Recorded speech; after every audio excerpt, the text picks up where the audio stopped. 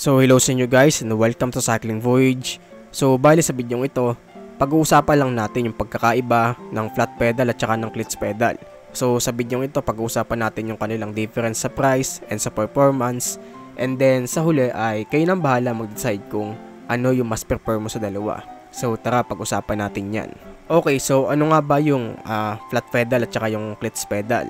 So bali ito yung dalawang klase ng pedal na pwede nating magamit sa ating mga bike, mapa MTB man, road bike or kung anumang klaseng bike yan. So bali yan lang dalawang yan yung klase ng pedal na pwede nating magamit. So simulan muna natin sa flat pedal. So bali yung flat pedal, basically ito yung pedals ng bike na flat lang. Kumbaga yung mga standard na pedals na ginagamit natin ngayon.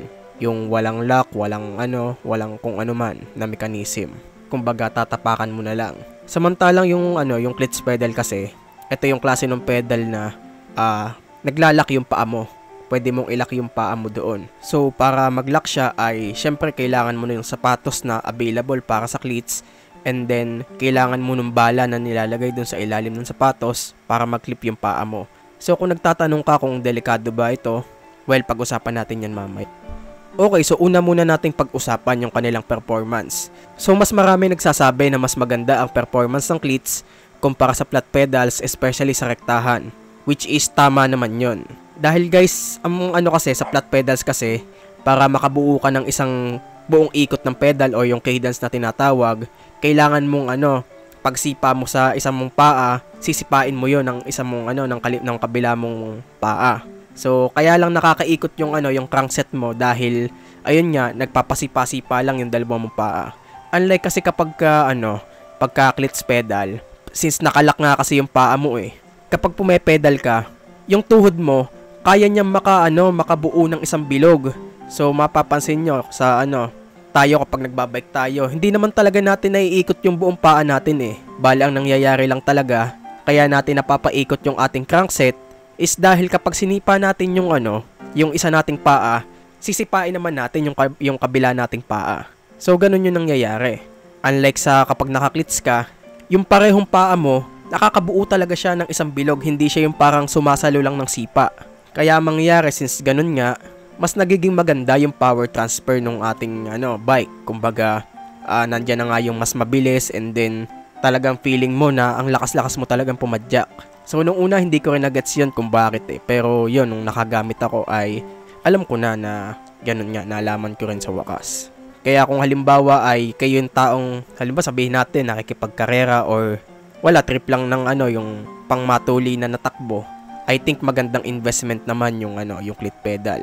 Pero kung casual ride lang naman yung ginagawa mo and wala kang parang chill ka lang, mas maganda kasi yung yung flat pedal doon.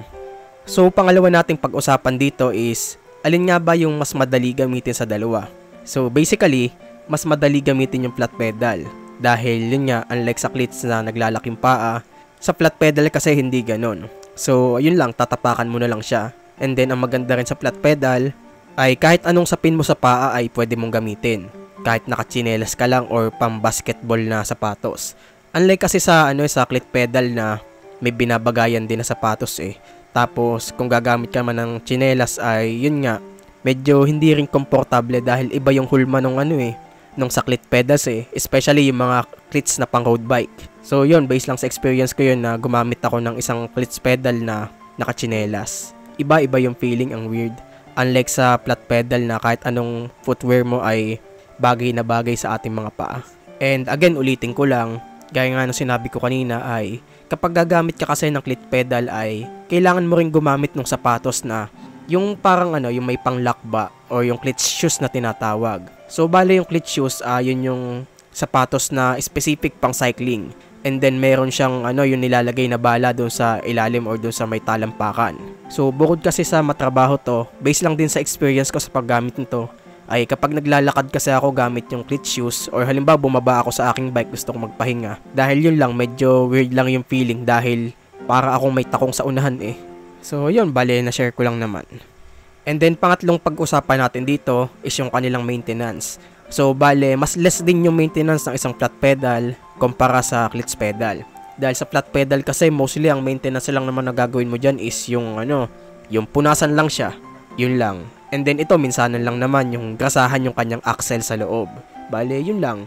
Unlike kasi sa clutch pedal na ang dami mong dapat i-lubricate, linisin, kalasin, yun, ganun. Miski nga yung bala ng clutch shoes mo, kailangan mo ring yun. Kailangan mo ring i-lubricant paminsan-minsan. Dahil kapag hindi mo yun nalulub ay posibleng mag-friction yon or baka hindi mo makalas agad yung iyong sapatos, which is delikado yun. And isa ring problema kapag putik-putik na yung ating mga clutch pedal ay ayun nga, pwede rin siya magka-problema sa pag-clip out. Kaya yun, for me, mas madali i-maintain ang isang flat pedal. And then pagdating naman sa kanilang price, ay mas mura din ang isang flat pedal kumpara sa isang clutch pedal. Dahil yung flat pedal kasi ang pinakamura na okay mo mabibili is mga around 600 to 800. Maayos na flat pedal na yan. Unlike sa clutch pedal na halimbawa yung pang MTB, alam ko 2,000 umaabot yun eh. Tapos yung pang road bike mas mahal pa. And then bukod pa yung sapatos doon at saka yung bala ng cleats. So kulang-kulang ay mahigit may mga 4 or 6,000 rin yung magagastos mo para dito. So meaning ay yun nga, mas mahal nga yung isang clutch pedal kumpara sa isang flat pedal. So sagutin ko lang yung ilang mga madalas itanong tungkol sa mga pedals na ito. So una doon sa clutch pedal. Marami kasing nagtatanong kung delikado ba daw ito gamitin. Dahil syempre naglalak yung paa mo naglalak yung paa mo paano nga naman kung hindi mo makalas agad. Well, aaminin ko, kung i-compare talaga sa isang flat pedal ay medyo risky gamitin at hindi pang beginner yung isang clutch pedal. Dahil kapag beginner ka pa lang tapos gumamit ka na agad nito, posible talaga na may mangyari sa yung hindi mo na naisin. Kaya kung beginner ka kaya kung nagbabalak kang gumamit ng clutch pedal ay siguro kailangan mo rin talaga ng ilang panahon na training, no? So, siguro medyo delikado nga siya kumpara sa pero hindi naman ganun kalala. Yun nga lang kung medyo syusyunga ka ay posible nga yung aksidente dito. Pero meron ding iba na yung mga nakakatakot na moments na hindi agad nila nakalas yung kanilang clutch pedal dahil yun ata parang nag-friction ata yung mechanism. Mga ganun, may nangyayari talaga. And then yung iba nakakalimutan na na naka-clutch pala sila, especially kung laspag na sa ride. Tapos biglang gusto magpahinga, ayun na tumba dahil nakalimutan nilang pala sila, naka-clip in. So, may ganun talaga nangyayari. By the way, ang tawag nga pala dyan, clip in kapag ipapasok mo and then clip out kapag tatanggalin mo sa paa mo. So, isa pa tong tanong na ito sa flat pedal naman. Para saan nga ba yung mga tusok-tusok dyan? And then, ang purpose lang naman yan ay, yun nga, para hindi dumulas yung ating mga sapin sa paa. So, especially dun sa mga medyo maganda-gandang flat pedal ay nakaumbok talaga yung mga ganyan. Pero merong ibang mga klase ng flat pedal, yung mga mumurahin na parang design lang yung spike tapos hindi naman nakakatulong. Yun, may mga ganun. Pero merong iba dun sa medyo magandang klase ay talagang talaga siya, nakakatulong talaga. Kumbaga, hindi talaga maaalis yung paa mo dun sa flat pedal. And then yung ginamit ko nga dati na flat pedal, yung VB Max, talaga nakatusok talaga siya dun sa aking tsinelas nun. So yun, pero iba pa rin talaga yung efficiency ng isang clutch pedal. So ayun, para sa last part ng ating video, hindi ako magde-declare ng kung ano nga ba yung mas maganda sa dalawa.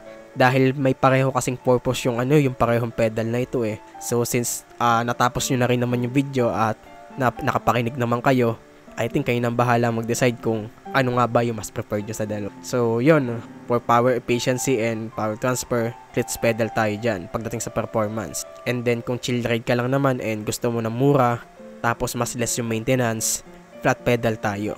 Pero sa inyo, nasa pa rin talaga yan. So again, hanggang doon na lang muna siguro and salamat sa panonood. And i-comment nyo lang dyan sa baba kung ano ba yung mas preferred nyo sa dalawa at kung ano nga ba yung gamit nyo ngayon. And then kung ano mang gamit mong pedal ngayon, paki-comment na lang din sa baba kung kamusta ang experience mo sa ginagamit mo. So again, yun lang muna, hanggang doon na lang. This is Cycling Voyage. Goodbye.